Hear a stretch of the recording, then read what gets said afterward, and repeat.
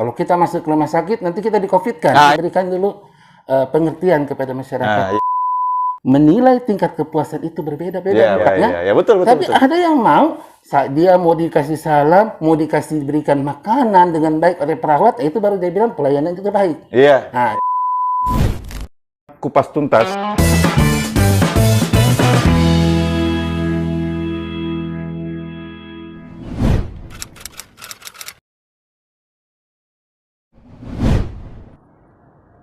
Assalamualaikum warahmatullahi wabarakatuh.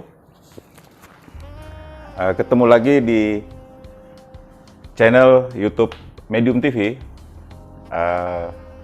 Sekarang Medium TV punya program yang namanya Program Kupas Tuntas Organisasi Perangkat Daerah atau OPD Kabupaten Bulukumba. Jadi di Bulukumba ini sekarang, di Bulukumba ini ada 37 OPD, tapi dengan pemerintahan yang baru sekarang ini sudah ada perampingan dari 37 menjadi 27 OPD. Nah, organisasi yang pertama kita coba kupas tuntas soal program dan target adalah organisasi yang pelayanan publik yang sangat dibutuhkan oleh masyarakat. Nah, sekarang saya sudah bersama Direktur Rumah Sakit Umum Daerah Sultan Den Raja Kabupaten Bulukumba. Beliau nama lengkapnya Dr. Haji Rizal Ridwan Dapi, SPOG, konsultan MKes. Wah, sangat luar biasa. Beliau adalah Direktur Rumah Sakit Umum Daerah Sultan Den Raja. Ya. Assalamualaikum Pak Dokter. Waalaikumsalam warahmatullahi wabarakatuh. Sehat Pak Dokter? Alhamdulillah. Alhamdulillah, itu yang perlu Pak Dokter ya. Iya. Sekarang ini kita di Medium TV punya program namanya Kupas Tuntas Program dan Target OPD. Ya. Pak Dokter, mungkin bisa dijelaskan atau dipaparkan ke masyarakat Bulukumba apa sebenarnya program Rumah Sakit Umum Daerah dan targetnya. Silakan Pak Dokter. Oke. Terima kasih Pak Andi. Ya. Jadi sebelum saya lanjut cerita, mungkin saya koreksi sedikit. Ya. Saya saat ini belum menjadi direktur, baru menjabat sebagai pelaksana tugas. Pelaksana tugas. Ya, pokoknya direktur lah. Ya. Oke, Pak. Ini fungsi dan tugas yang berat ya sebenarnya harus kita bantu untuk menjalankan manajemen rumah sakit kita sendiri. Ya. Nah, jadi seperti tadi Pak Andi katakan, apa sih kira-kira program kerja kami ke depannya? Ya, jadi seperti yang kita ketahui di era zaman pemerintahan Bapak Haji Mukhtar beserta Bapak Haji Edi Manaf, ya, jadi kami sini dalam meningkatkan pelayanan terhadap masyarakat, memang ada beberapa target yang harus kita kejar ke depannya. Jadi, itu yang perlu disampaikan ke masyarakat sampai tentunya. Di tahun 2025 kita itu sudah mempunyai beberapa target-target yang insya Allah harus kita bisa capai itu. Silakan. Yang pertama misalnya meningkatkan cakupan pelayanan kesehatan. Meningkatkan cakupan layanan masyarakat. Seperti kita ketahui, rumah sakit kita ini merupakan rumah sakit tipe B. Ya, dan telah ditetapkan pada tahun 2008 itu berdasarkan SK Gubernur kita sebagai pusat rujukan bagian selatan. Jadi pusat rujukan selatan bagian selatan. Jadi seharusnya itu rumah sakit dari Sinjai, Selayar, Bantaeng harus dirujuk dulu ke rumah sakit Bulukumba sebelum kita merujuk ke Makassar. Oh begitu seharusnya. Itulah gunanya penetapan sebagai rujukan bagian selatan. Nah, di sini target kita apa? Kita harus bisa mencapai nilai BOR atau bed occupancy rate itu minimal 60%. Mungkin saya bisa jelaskan sedikit apa yang dimaksud dengan bed occupancy rate. Itu adalah silakan, Pak Dokter. tingkat hunian. Tingkat hunian artinya dari 318 jumlah tempat tidur yang kita punya, dalam per bulannya itu minimal kita harus terisi sebanyak 60%. Itu baru dikatakan cakupannya sudah memenuhi dengan standar atau target. Alhamdulillah kita sebelum masa pandemi, kalau kita berbicara sekarang sebelum masa pandemi, sebelum masa pandemi itu bor kita rata-rata 65 sampai 68%. Sudah melebihi target sebenarnya. Alhamdulillah. Tetapi sejak masa pandemi di awal tahun 2020 memang ada terjadi beberapa penurunan yang disebabkan karena mungkin fobia daripada masyarakat yang belum mengerti tentang perawatan pada kasus pandemi. Mungkin yang ada di persepsi mereka, kalau kita masuk ke rumah sakit nanti kita di-COVID-kan. Itu Pak Dokter. Ini sebenarnya sebenarnya ini yang harus diberikan dulu pengertian kepada masyarakat. Edukasi yang paling penting adalah edukasi. Bahwasanya rumah sakit itu kita adalah merawat pasien. Bukan menjudge atau mendiagnosa pasien ini COVID. Tidak ada tujuannya itu rumah sakit adalah untuk mencari profit. Itu salah besar. Rumah sakit image di masyarakat itu memberikan pelayanan kepada masyarakat. Orang sakit, bagaimana caranya dia masuk ke rumah sakit, dia pulang dengan senyum, dengan kesehatan. Ini yang harus kita selalu tanamkan di dalam pikiran kita sebagai seorang pemberi pelayanan kesehatan. Bagaimana caranya kita bisa orang yang sakit masuk ke rumah sakit, dia pulang dengan senyum kepuasan. Ini moto rumah sakit atau moto Dokter Rizal ini? Ini moto saya. Mantap. Moto rumah sakit kan kesembuhan Anda adalah kepuasan kami. Jadi kalau saya itu harapan saya seperti itu. Saya akan usahakan seperti itu. Bagaimana caranya kita bisa mencapai apa yang diinginkan oleh masyarakat. Memang terus terang untuk mencapai itu tidak gampang. Tidak semudah kita membalikan tangan. Menilai tingkat kepuasan itu berbeda-beda, Pak. Betul. Mungkin Andi Adi sekarang begini. Saya cukup saja salam, selamat siang Pak. Pak Andi Adi sudah bilang, oh baik ini rumah sakit. Betul. Tapi ada yang mau dia mau dikasih salam, mau berikan makanan dengan baik oleh perawat, itu baru dia bilang pelayanan itu baik. Jadi menilai tingkat kepuasan itu masing-masing berbeda. Tentatif lah. Tentatif. Nah, terus program selanjutnya? Program selanjutnya adalah meningkatkan standar pelayanan sesuai dengan standar akreditasi nasional. Ini standar akreditasi nasional. Kita berbicara masalah akreditasi SNARS. Akreditasi nasional ini yang kita berbicara masalah itu. Alhamdulillah, rumah sakit kita ini Bulukumba merupakan salah satu-satunya rumah sakit kabupaten di Provinsi Sulawesi Selatan yang pertama kali mendapatkan status nilai paripurna bintang 5. Luar biasa. Kami itu rumah sakit pertama di rumah sakit pertama Sulawesi Selatan, di Sulawesi Selatan mendapat predikat paripurna. Predikat paripurna Mungkin masyarakat bilang, masa begitu paripurna, masa begini pelayanan paripurna. Tapi yang menilai ini adalah standar akreditasi nasional. Standar akreditasi nasional yang punya tim sendiri dari dinas kementerian itu kita paling penting di situ adalah menjaga mutu pelayanan dan keselamatan pasien. Itu.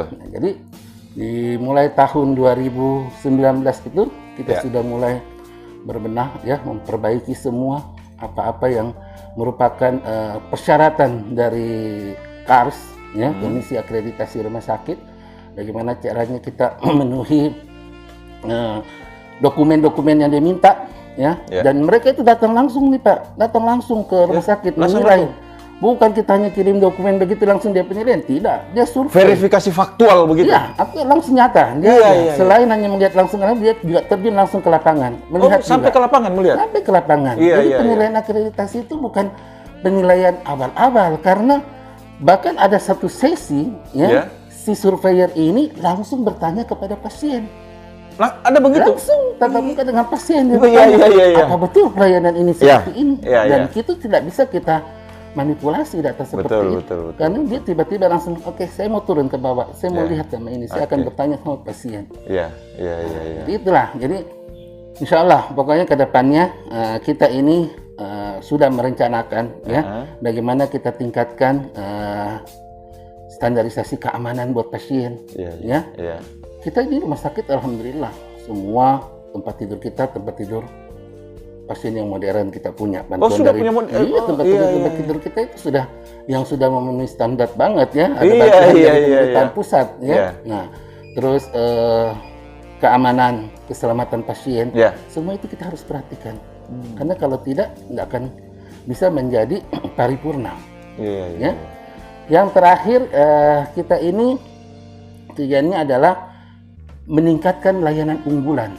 Meningkatkan layanan unggulan. Iya. Seperti apa yang maksud dengan layanan unggulan? Layanan unggulan itu adalah salah satu layanan yang dijadikan primadona rumah sakit kita. Iya. Jadi primadona rumah sakit ini apa layanan unggulannya? Seperti itu hari kita pernah juga mendapat piagam penghargaan ya dalam penilaian terhadap pelayanan publik. Salah satu layanan unggulan kita adalah fast track. Fast track. Fast track apa lagi nih Pak Dokter? Fast track ini kita lakukan terhadap memberikan pelayanan khusus kepada pasien-pasien tertentu. Nah, kita lihat biasa Pak Andi mungkin kalau masuk rumah sakit pagi ya orang antri, loket mengantri. Jadi ada pelayanan fast track khusus bagi orang usia di atas 60 tahun. Oh iya. Ibu hamil yang usia 8 bulan ke atas usia kehamilannya. Ya 8 bulan ke atas. Pasien anak-anak mereka tidak perlu mengantri. Ya, jadi petugas kami yang datang. Mengambil identitasnya. Setelah itu mereka menunggu di ruang tunggu fast track yang di bawah, baru didaftarkan, baru mereka langsung ke poli sesuai dengan kebutuhan. Ke poliklinik sesuai dengan poli yang akan dituju. Alhamdulillah layanan kita itu mendapatkan penghargaan. Program itu mendapatkan sudah ada kita penghargaan fast track itu salah satu untuk pelayanan publik. Kita dapat penghargaan di situ. Nah, terus layanan unggulan sekarang yang dalam bentuk pelayanan langsung apa?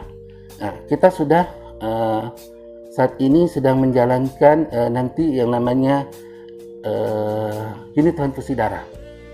Unit transfusi darah UTD yang kita lihat di situ UTD tadinya dari bank darah menjadi unit transfusi darah rumah sakit.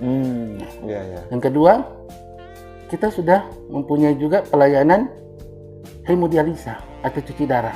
Oh ya, hemodialisa, cuci darah. Dulu itu Pak, berapa tahun yang lalu itu orang kalau mau cuci darah harus ke Makassar. Betul dokter. Betul. Nah, sekarang Bulukumba sudah ada? Bulukumba sudah lama, sudah 2 tahun lebih dari Bantaeng, Sinjai atau Selayar yang mau cuci darah mereka cukup tidak perlu lagi ke Makassar, cukup di Bulukumba ya? Terapi pertamanya di Makassar untuk mendapat jadwal, baru dia masuk ke Rumah Sakit Bulukumba untuk menjalani cuci darah sesuai dengan jadwal yang telah ditentukan. Terus? Kedepannya apa? Kedepannya apa yang kita rencanakan lagi adalah pelayanan endoskopi. Pelayanan endoskopi. Endoskopi? Ya, endoskopi ini hampir final kita pelayanannya. Rencananya saya akan launching di bulan Agustus ini. Rencananya itu rencana awal. Sudah siap ruangan kita, cuman kebetulan dokter kami sedang isolasi mandiri. Dan kondisi sekarang jadi mungkin ini agak tertunda. Tetapi insya Allah dalam waktu dekat ini layanan launching untuk layanan endoskopi itu akan segera kita mulai. Endoskopi. Apa endoskopi itu Pak? Endoskopi adalah semacam kayak kita mau melihat di dalam di bagian saluran pencernaan apakah ada luka, ada tumor atau apa pokoknya semacam itu. Jadi nanti dengan alat tertentu alat skopi masuk ke dalam lewat hidung dan mulut masuk ke dalam, kita akan bisa melihat apa penyebabnya pasien. Sangat canggih. Di Makassar susah juga antrinya tuh Pak. Di Makassar susah. Di Makassar juga antri. Bulukumba sudah menghadirkan itu, insya Allah. Kita punya, Kita punya juga cath lab. Operasi nanti kateterisasi jantung bisa dilakukan di sini. Ini sekarang tahapannya sedang tahapan kerjasama dengan Bapeten dan Unhas. Jadi nanti kalau kita sudah punya pasiennya, tinggal dijadwal, nanti tim kesehatan dari Rumah Sakit Unhas akan datang ke sini untuk mengerjakan langsung di sini. Jadi pasien tidak perlu lagi antri untuk kateterisasi di Makassar. Rumah Sakit Wahidin atau Makassar. Iya, luar biasa Pak Dokter ya. Jadi disinilah kesempatan saya mohon juga dukungan daripada masyarakat dan doanya masyarakat Bulukumba. Semoga apa yang kita rencanakan ke depan ini semua bisa berjalan untuk memperbaiki atau meningkatkan pelayanan kesehatan terhadap masyarakat Kabupaten Bulukumba pada umumnya. Ya. Amin ya Rabbal Ada alamin. satu lagi nih Pak, yang sudah masuk target kami. Adalah menjadikan nanti rumah sakit kita, rumah sakit yang pertama juga sebagai rumah sakit dengan program digitalisasi. Program digitalisasi. Bagaimana terus itu dokter? Digitalisasi itu jadi udah nggak ada nih sekarang nanti dokter visitor ada kertas ditulis apa begitu. Nggak ada. Semua serba elektronik. Oh, semua serba elektronik. Semua serba elektronik. Ya, namanya digitalisasi. Ini sudah mulai berjalan nih. Program kita sudah mulai berjalan. Contohnya apa? Pendaftaran online. Oh, sudah bisa pendaftaran online. Cuma sayangnya masyarakat belum menggunakan dengan baik. Perlu sosialisasi. Mungkin nanti sosialisasi kami. Jadi pendaftaran online itu sangat-sangat membantu, menghindari juga namanya antrian. Iya. Jadi dari jam 4 sore sampai jam 10 malam kita sudah menerima. Ada pasien yang mau mendaftar untuk besoknya. Dia mendaftar, saya akan merobat ke poli ini, nanti dijawab. Anda datang besok jam sekian untuk mendapat pelayanan. Wah, ini yang harus sampai ke masyarakat, dokter. Ini yang karena kan orang pada antri. Nah, juga sekarang kita juga sudah bisa tahu di rumah sakit jadwal operasi. Sudah bisa tahu? Sudah, bisa ada di anunya. Ada aplikasi? PJS. Ada aplikasi di PJS, kita bisa melihat sendiri. Oh, ada jadwal operasi. Oh, saya masih nanti operasi tanggal berapa ya? Nah, itu sudah ada juga dalam layanan kami. Jadi dengan digitalisasi, alhamdulillah semua serba elektronik, nggak ada lagi kertas-kertas yang kita pakai. Dokter sudah menerima di situ, periksa dokter, kasih resep, kirim datanya langsung ke apotek. Bapak Andi tinggal ke apotek, tinggal menerima obat. Iya. Mantap, luar biasa ya dokter ya. Jadi ceritanya ini kita tidak perlu lagi ngantri, tapi jam 4 sampai jam 10 berapa? malam. Jam 10 malam ya? Jam 4 sampai jam 22 ya? Itu diterima oleh petugas lewat online. Jadi nanti dijawab bahwa datang ke jam segini. Wah, luar biasa. Oke. Itu bisa ini memang harus disampaikan ke masyarakat ini, dokter. Makasih banyak, dokter.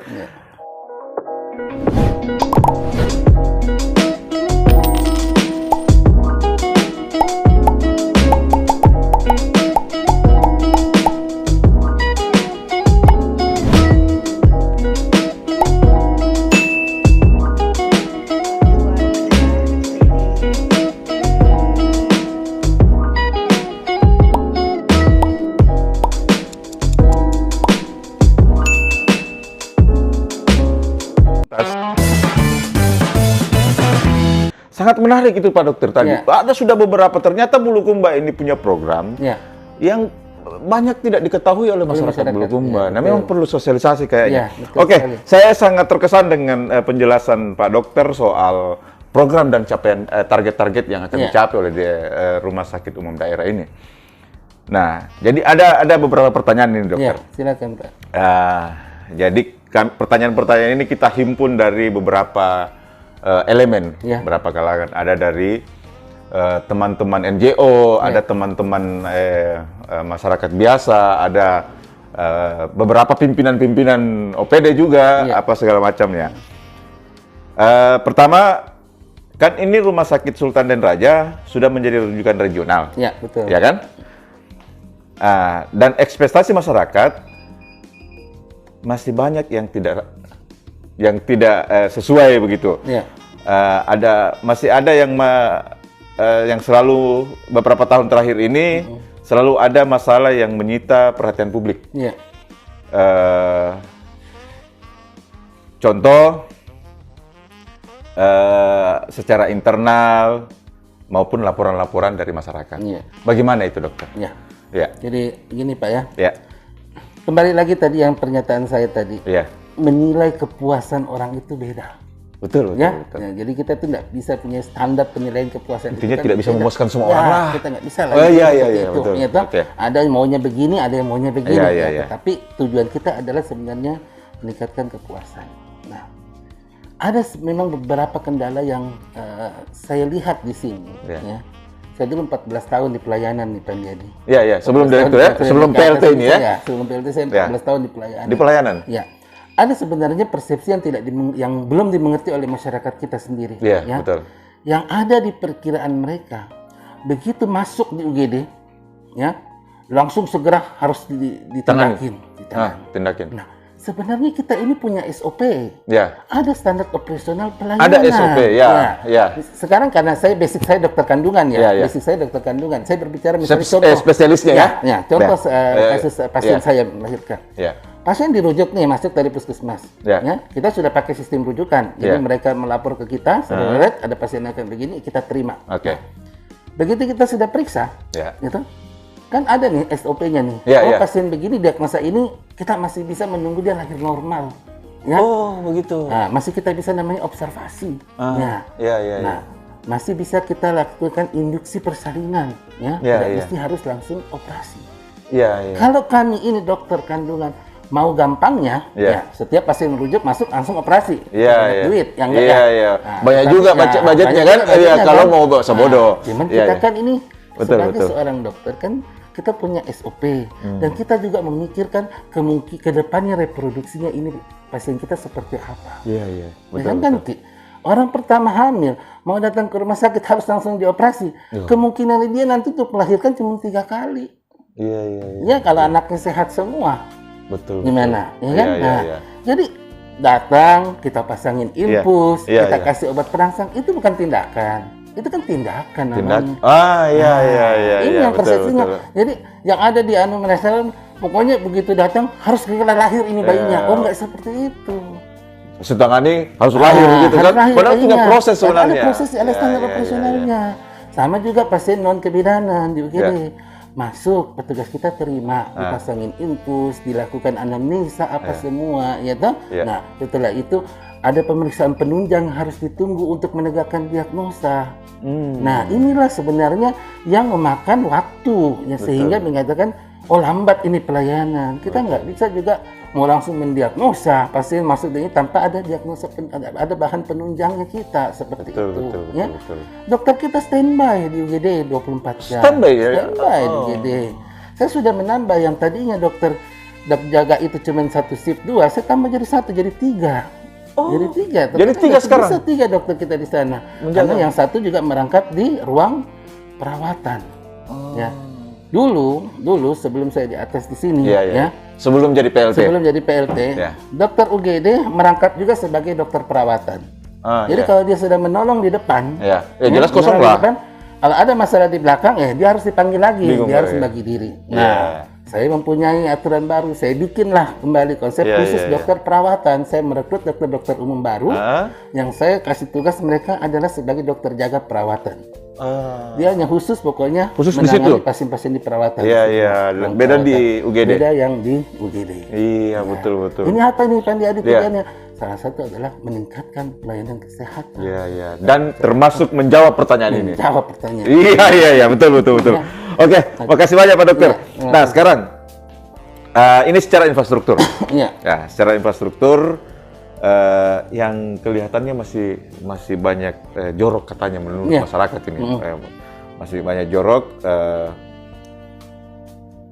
Padahal kita lihat banyak cleaning service yang berada di Berapa sebenarnya cleaning service dan bagaimana kerjanya sampai kelihatan masih jorok-jorok menurut masyarakat yang... Saya bicara jujur ya. Saya bicara jujur.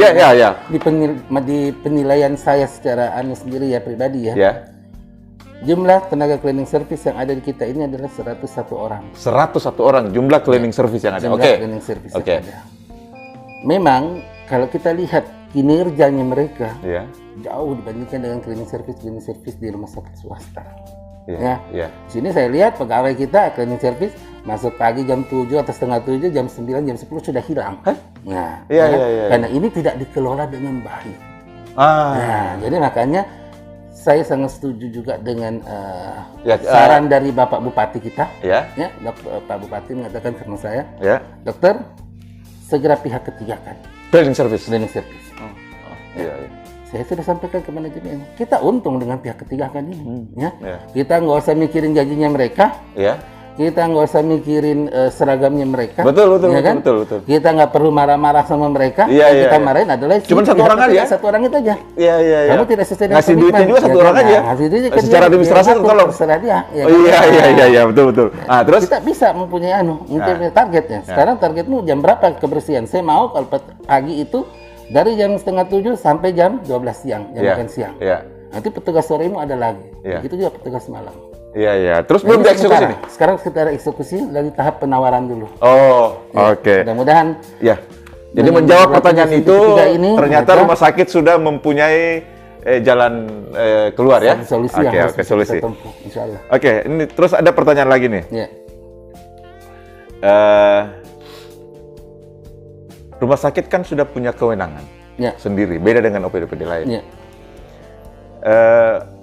Jadi kewenangannya itu mengelola pendapatan sendiri, ya kan? Tidak perlu lagi seperti OPD yang kan harus direncanakan dulu apa segala macam.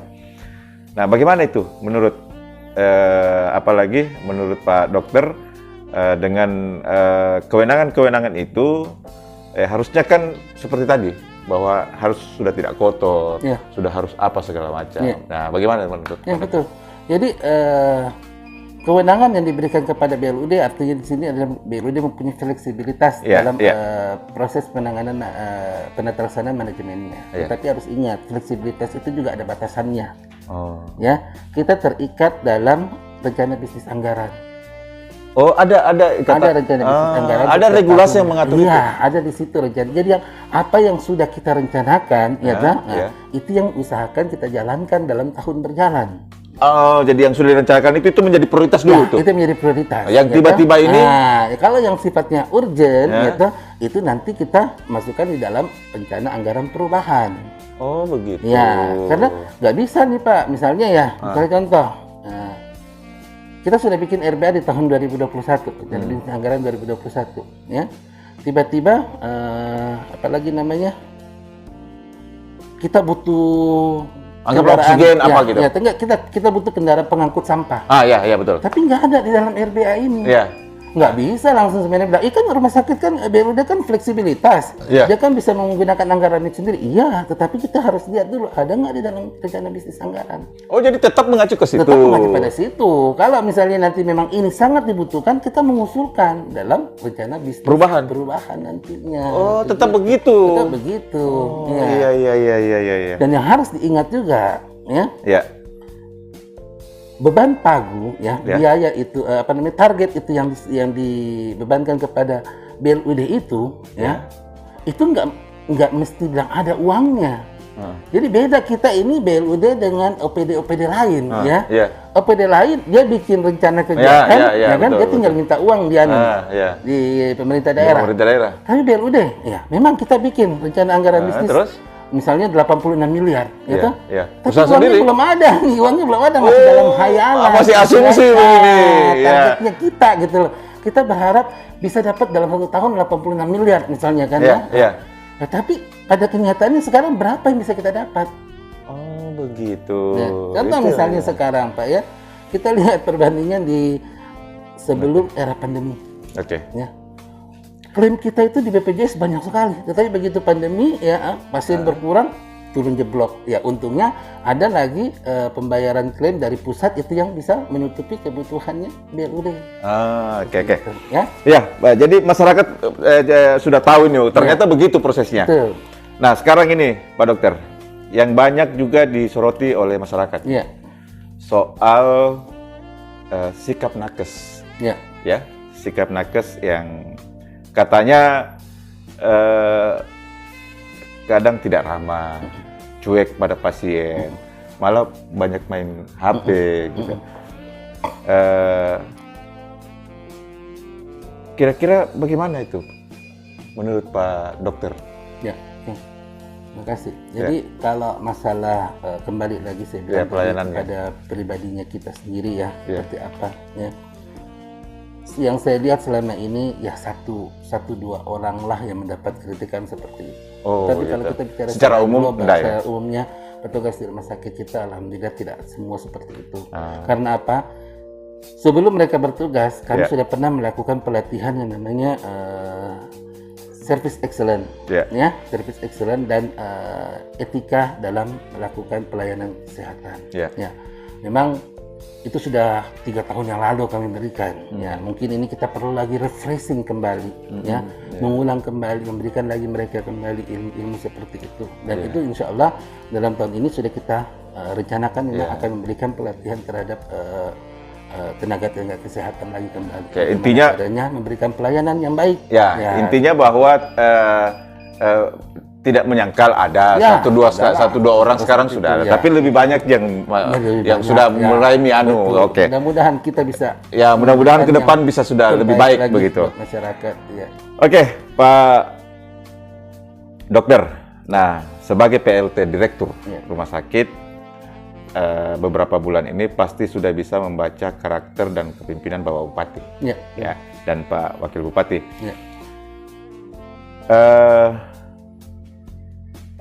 Pak Bupati dan Pak Wakil Bupati ini kan bergerak cepat, ya. Beliau ini bergerak cepat dan sangat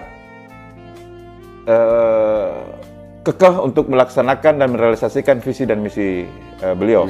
Pertanyaannya, bisakah seorang Dr. Rizal mengikuti gerak cepat Pak Bupati?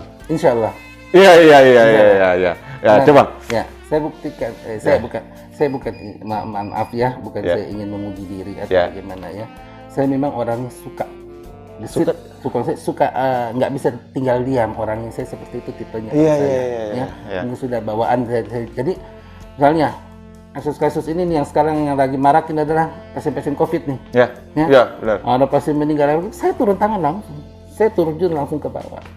Saya ketemu keluarga pasien menjelaskan kepada mereka kenapa ini pasien harus jenazah harus dilakukan protap sesuai dengan protokol kesehatan dari pasien COVID. Ya.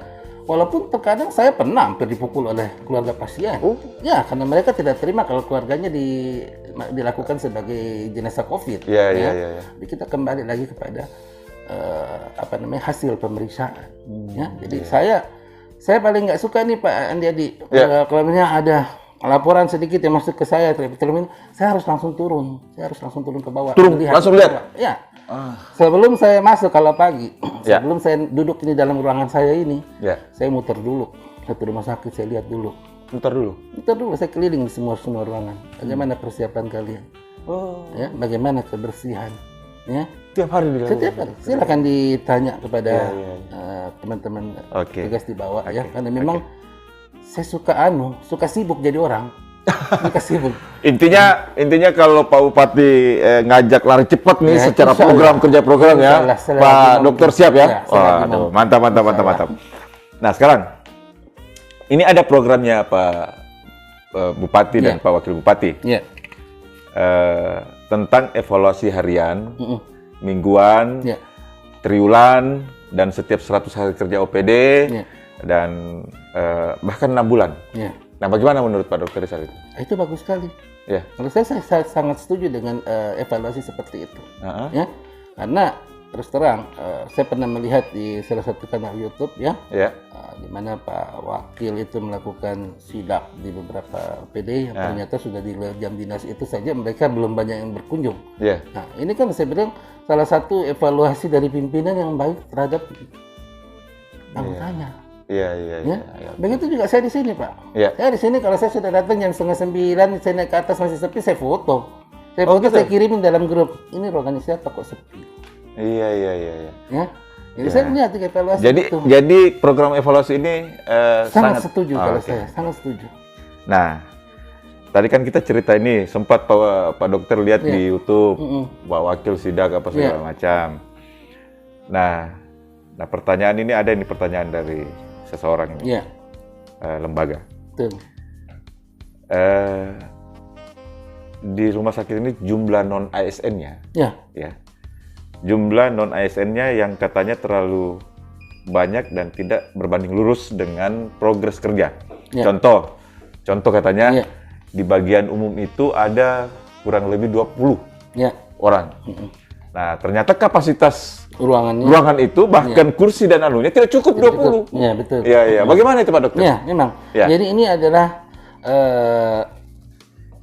perekrutan yang sudah berjalan lama. Perekrutan yang sudah berjalan lama. Kita ini kan tinggal melihat kondisinya. Dan yang satu sisi juga saya sebagai PLT nggak mau juga semena-mena langsung menghapus seperti itu.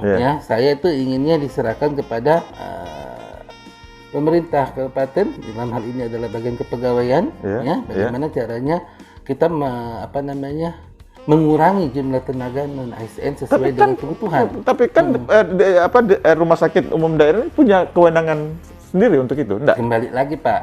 Oh. Ini kembali lagi banyak tanda kutipnya nih mereka. Begitu ya.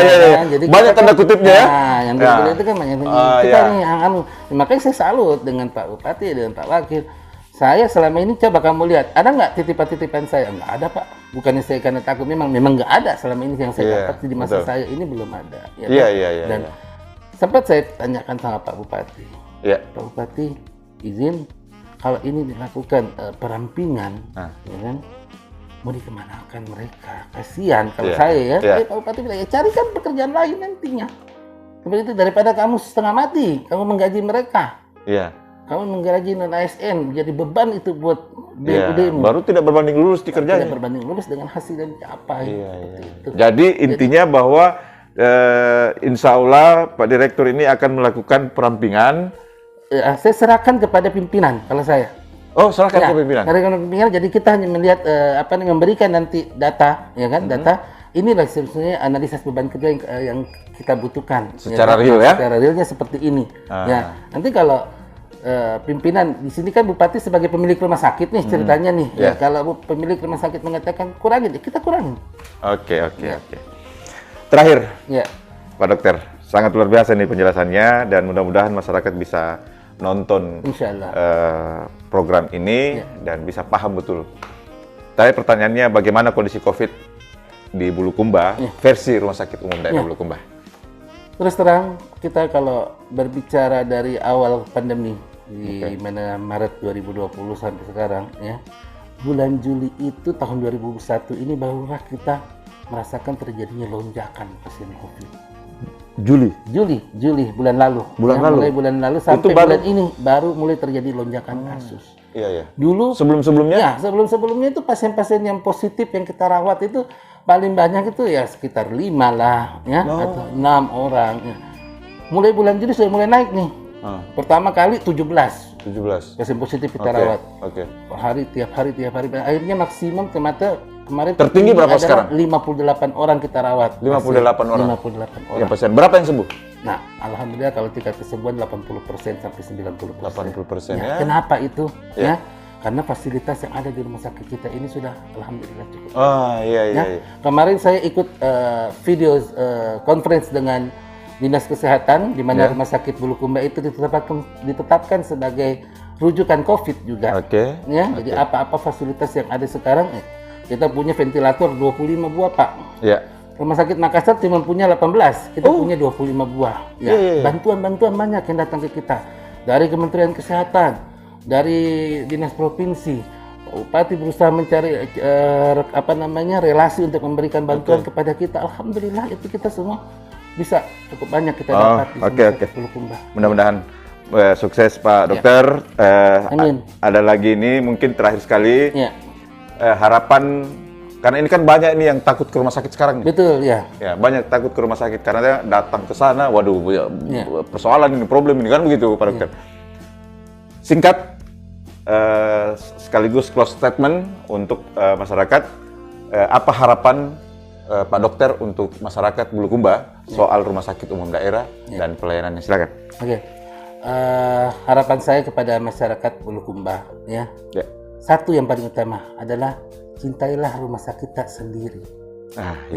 Siapa lagi akan membanggakan rumah sakit kita kalau bukan kita sendiri sebagai masyarakat Bulukumba?